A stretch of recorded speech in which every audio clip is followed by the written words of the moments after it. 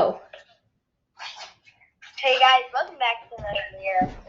We're gonna do a Jared Goff versus Matthew Stafford. A lot of you guys. We're going to show you if it is an equal trade or not from the QB comparison. Let's get into it. Let's go. First, Matthew Stafford. So, how about you go give the stats? Matthew Stafford completion percentage per game, 64.2, touchdowns per game, 1.6, interceptions per game, 0.63, passing yards per game, 255.3, rushing yards per game, 7, sack per game, 2.4, age, 32, average contract, $21 million over the next 3 years. Record 5-11, and playmakers Galladay, Jones, Swift, and T.J. Hawkinson. So, as you guys can see, that we have a marker for every single one, like who's better at it, like Goff or Stafford. So, like, for example, like Goff has better playmakers. I'm not gonna say who those are yet, but so if you guys want to see, Goff had 6 and Stafford had 5, so Goff narrowly edged Mr. Matthew Stafford. But yeah, that's just in stats. Like, it could be very simple, but their grades will be different. Don't worry about that. But this team has a horrendous defense led by who's their leader these days? I don't really know. They don't really have any superstars on defense. They kind of pushed their only superstar out of town, and that was Darius Blake Jr. But Jeff Okuda had it down here and then had to end his year with surgery. The defense was very bad. Then you go to the playmakers. Galladay, when he was healthy, he was good. But he missed 11 games. So he played 5 games, yeah. He got how many yards did he have? Can we get up the stats? No, he got 338. Yes, we just need a statistician. Yeah, and so Jones in the 970s. Mr. Swift had a solid year, especially for a rookie. And T.J. Hawkinson had an insane year for a tight end, probably one of the top tight ends in the league. It's just that when you're missing your number 1 wide receiver and you have a solid rookie but can't really run much better than that, then you're not gonna have a great set of playmakers plus a bad defense. What about the O-line? The O-line, 2.4 sacks is about middle of the pack. It's nowhere near as, it's not great, but it's middle of the pack. Average? Yeah. So, yeah. And then our grade for Matthew Stafford is an 87. This is our grading system where we take all the stats and put them up against other QBs. And it's also pretty close to his Madden rating. Well, not insanely close, but it's close enough. Yeah. Matthew Stafford's Madden rating is an 81. We gave him an 87 because what they do is I don't think they take into account age way more than they need to. As Tom Brady is definitely the GOAT, greatest of all time. Same with Drew Brees. Drew Brees is not an 86 overall. He's not a bait. Kyler Murray is like an 81, I think. Or 82. So, yeah. That's terrible. I think they take age way too much into account. And they don't take in contract and veteran experience, that kind of stuff. So that's why we think Stafford is an 87. So, and that's a plus, by the way. So, yeah, that's why.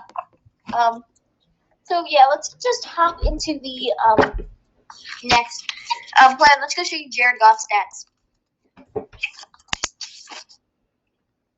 He has played 15 games. Completion percentage 67. Touchdowns per game 1.3. Interceptions per game, .87. Passing yards per game, 263.5. Rushing yards per game, 6.6. Sack per game, 1.5. Age, 26. Contract, 4 years, $110 million. Record, 10-6. Playmakers, Cup, Woods, Higbee, Akers, Goff.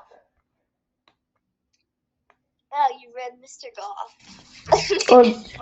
Goff is the leader out of all of them. Yeah, so Goff. And he's a good playmaker, so Goff can do some plays.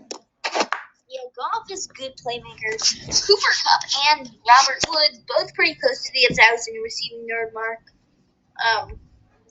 Neither of them got it, though. Then you have Tyler Higbee getting a lot of yards, I think 600 plus. No, sorry, like 500 plus. And then you have Cam Akers really coming around at the end and having a great year. The O-line was actually magnificent.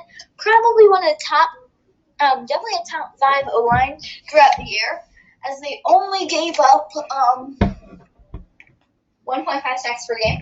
Yeah, Andrew Whitworth got injured, so. It was a bunch of players who we don't even know who really stuck their nose out and really played well. Yeah, they had some injuries, like Andrew Whitworth, but they have a great O-line. Yeah, Goff really didn't have a great second half of the year, which really impacted the numbers, but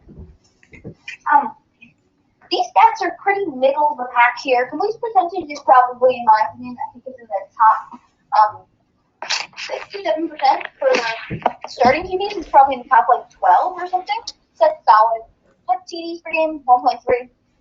About average. INT per game, 0.87. About average. Passing yards per game, 2.5. I think that's pretty solid. Rush per game, 6.6. He's not a very mobile QB. Age 26 for a QB in this game. That's probably about average. Contract is not very good, especially for a guy who's only an 83, in our opinion. And then the record defense is pretty solid. So he's a bit above average. So he's a solid QB. But Stafford is only 4 points better in our opinion. Which, believe it or not, EA Sports actually agrees with us about the 4 points because if you look at their Madden ratings, Jared Goff's rating is a 77 and Matthew Stafford's is an 81. So it's a 4 point differential, just like us. But of course we're rating them a bit higher. They get other stuff. I guess they do, or we just have totally different opinions. So looking out on this. Matthew Stafford is the better QB, but Jared Goff isn't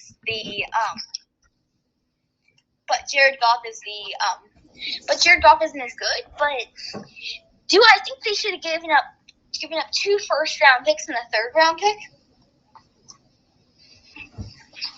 2 first-round picks is technically from the Rams. Rams are going to be, with Matthew Stafford, probably Super Bowl contenders. So let's say you're not going to be getting a late first-round pick. A late first-round pick is about Jared Goff. So if you're getting let's say you're getting 2 Jared Goffs at least. 2 Jared Goffs, okay. Jared Goff and first-round pick to me for Matthew Stafford is enough.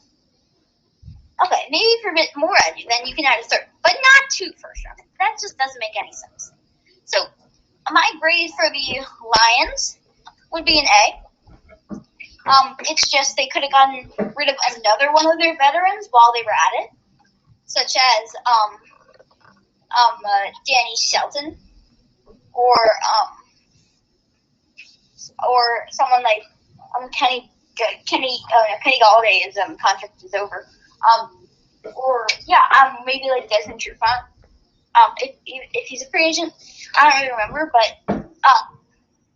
I would have, while I was at it, I would have traded away another one of my veterans, so that's why they're getting an A. The Rams, I'm giving them a B. Because yes, you did get a much better QB, Not that much better. Well, I would say it's a 5-win differential, so he's probably going to win you an extra 1 game. So I think the Rams are going to be 11-5, 12-4ish next year. But you did give up your future, technically, unless you had a lot of second-round snags. So you technically gave up most of your future, and you're saying, I'm winning now, and if I don't win in the next 2 years, then I'm failing. That's technically where Yeah, and they don't have a draft pick till 2023. And their last they don't have a first rounder until 2023. And their last first rounder was in 2016. So they don't really want to have any draft picks. They just want to win.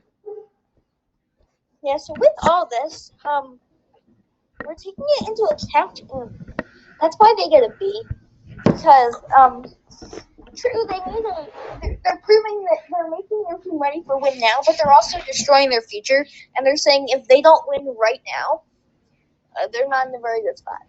So for the Deshaun Watson trade, Deshaun Watson needs to get 4 first rounders, or 2 first rounders and 2 second rounders. So something like that. So if you guys enjoyed this video, please like and subscribe. If you guys want to go see more of these videos, because I will guarantee there's going to be a couple more blockbusters throughout the offseason. I'm not going to say who it's going to be, but there is going to be more blockbusters. So if you guys want to see us make some more videos like this, just like and subscribe. And maybe 6 likes, we'll post another video. Well, there's no other trade yet. Yeah, if there's another trade, we'll do 6 likes to make some premium content. Okay, thanks for watching. Bye.